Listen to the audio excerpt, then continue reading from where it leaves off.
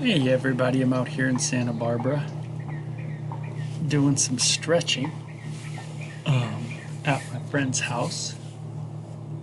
Super gorgeous. And it's the 4th of July, which is awesome. There's always a greater independence, though, just than the one that we celebrate today. And that is an independence from kind of the weight and the burdens of sin. And sin just means to miss the mark, miss the mark, the ideas, the miss the mark of kind of being perfect, being the perfect person. And we all kind of say a phrase all the time. We always go, well, no one's perfect. And that's true, other than one person. And only one person is perfect, and that's God. Everybody else isn't. And that's really the big problem, is that we all know deep inside us that we ain't so good, and that we really need a freedom from, in a sense, ourselves, and all the stuff that goes on within us and the stuff that goes on without us, right? If you look within to try to fix your problems, you'll find emptiness, and if you look without yourself, you'll find utter despair as well. Blaise Pascal talks about that, the wonderful mathematician that died way too young, it seems like. But boy, if you could get freedom from your own sin, like a positional freedom, meaning not maybe a practical, meaning practically we still would fall and, in a sense, miss the mark. We wouldn't be perfect. But if we got the right standing, then, man, what a blessing that would be, to be, in a sense, made right, right? Like you think of a court of law, and if the court said, hey, you're not guilty anymore, then that would be a blessing, and that would be awesome. It would definitely be an independence from the guilt that you have in breaking the law.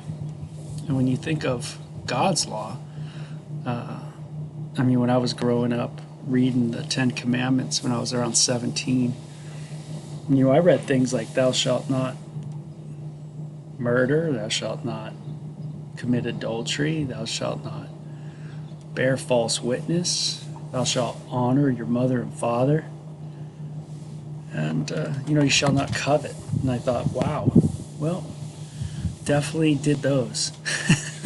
Definitely broke some laws. And to be made right, to be positionally, like in a court of law, being made right by the court finding me not guilty, would be quite awesome. Because let's face it, we all are not perfect. We all break the law. And that's what, this is what Jesus came to do. And, it's funny. It's like, when you look at a person who was against the hegemonical structures of his day, or the oligarchies, the centralized power structures, man, Jesus was amazingly awesome.